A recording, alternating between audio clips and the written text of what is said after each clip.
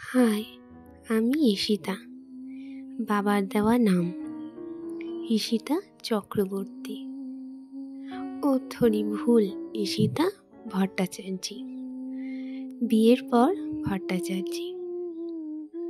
এখন অবশ্য পদবি নিয়ে সামান্য হালকা বিপ্লব চললেও আমার পদবি নিয়ে কোনো মাথা ব্যথা নেই, কারণ পদবিটা আমার কাছে একটা শুধুই নিয়ম, যেটা হয়ে এসেছে খানিকটা অপ্রয়োজনীয় বলা যেতে পারে আমার নিজের কাছে। অবশ্য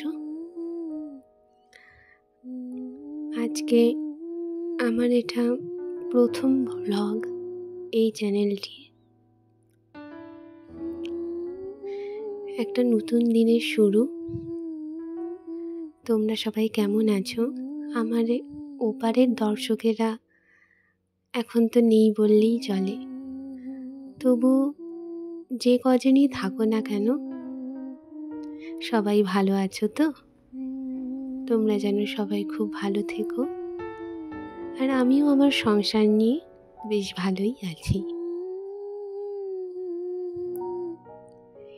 এই সামান্য ঘরের দেয়ালগুলো, এই ঘরের দেয়ালগুলোই আমার সব। এর মধ্যেই তো আমার জীবন, আমার রোজগারের কলা কৌশলী সব একে ঘিরেই।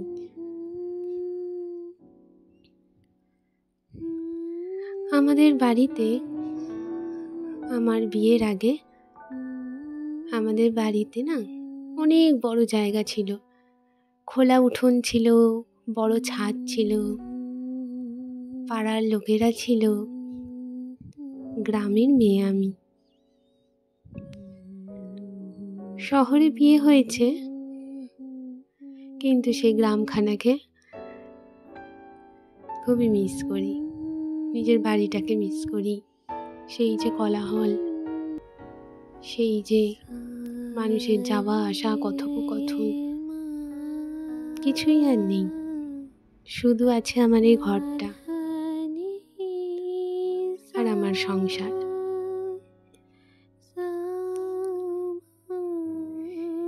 এই যে আমার ঘরের মধ্যে একরত্তি জায়গায় ছোট্ট সিংহাসনে আমার ঠাকুর পাতা।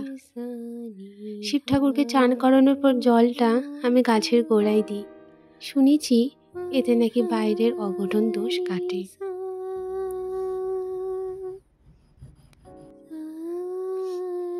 কয়েকটা নিজের বাগানের ফুল 3-4টি ফোটে, ওতেই যদি কোনদিন বেশি হলো তাই ভগবানকে দিই।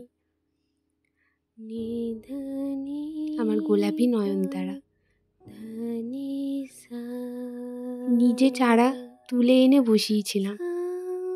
খুব আনন্দ হয় নিজে হাতে কিছু বসালে সেটা যখন ফুল ফল দেয়, সে গাছটা বড় হয়ে সত্যি আনন্দ হয়। এখানে আমি এখন দুর্গা চালিসা পড়ছিলাম। দুর্গা চালিসাটা পড়ি প্রতিদিন, হিন্দিটাই পড়ি। এখানে হিন্দি বইটাই পেয়েছি, কেননা আমি এখন বাংলা থেকে অনেক দূরে। সব একদিন বলবো না হয় তোমাদের। আস্তে আস্তে আলাপ বাড়ুক, পরিচয় বাড়ুক, একদিন সবটাই সবাই জানতে পারবে।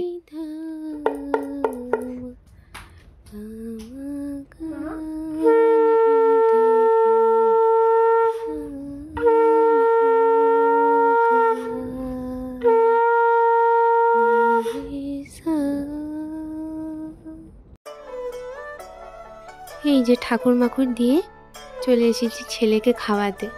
ছেলেকে একটুখানি নুডলস করে দিয়েছিলাম বাটার দিয়ে, শুধু গোলমরিচ দিয়ে। আজকে ছিল শনিবার, পেঁয়াজ রসুন দিইনি, তাতেই কত খুশি।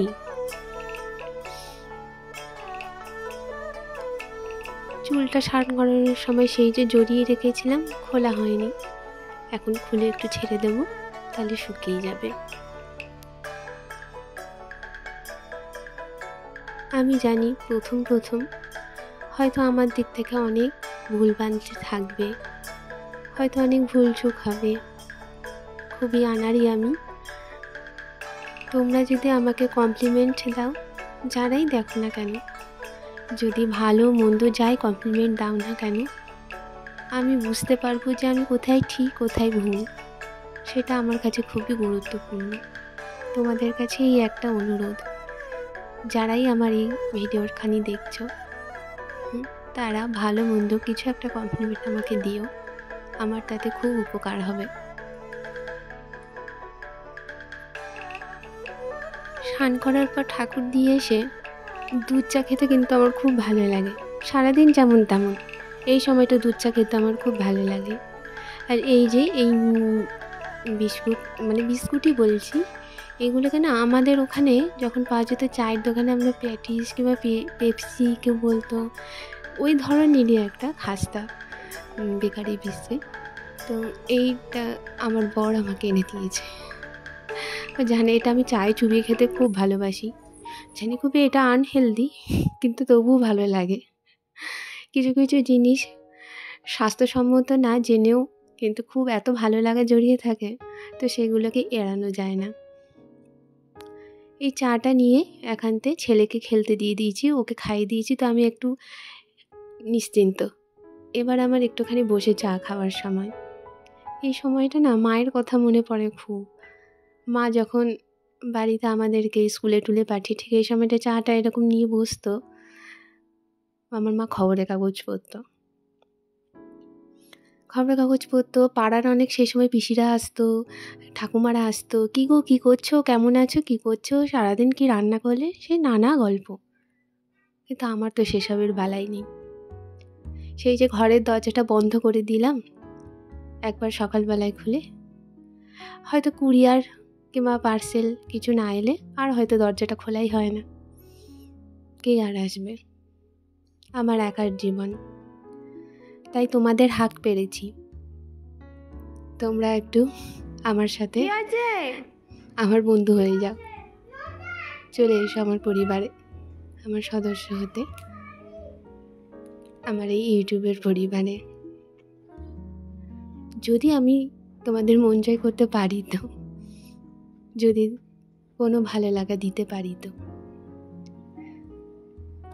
এই যে বৃষ্টি শুরু হয়ে গেছে, এক গাদা কাপড় কেটেছিলাম আমি, এটাই হয়ে যায় মুশকিল। আজকে ভাবছি একটু বড়ি পোস্ত করব। মা এই বড়িগুলো এনে দিয়েছিল যখন এসেছিল। এখানে তো খুব একটা ভালো বড়ি পাওয়া যায় না, তো ওখানে খুব সুন্দর গন্ধ বড়িগুলোতে, টাটকা বড়ির গন্ধতেই বোঝা যায়, কলাই ডালের গন্ধটা খুব সুন্দর বেরোয়। ছেলেটাও ভালোবাসে কিন্তু পোস্ত খেতে, তো আজকে ও এই দিয়েই ভাত খেয়ে নেবে।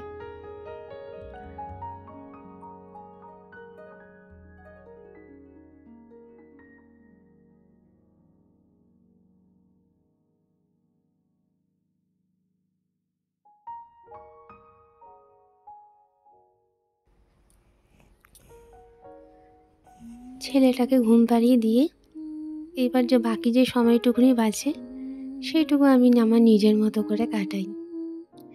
একটু বই পড়তে ভালো লাগে,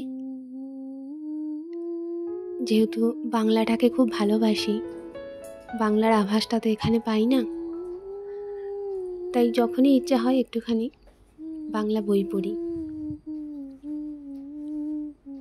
একটু ভালো লাগার সময় এই সময়টুকু, যেটুকুনি পাই নিজেকে নিজে দেওয়ার চেষ্টা করি। তো আজকে বলতে পারো আজকের দিনটা ব্লগটা আমার প্রায় ফুরিয়েই এসেছে। তোমরা আমার পাশে থেকো, খুব ভালো থেকো।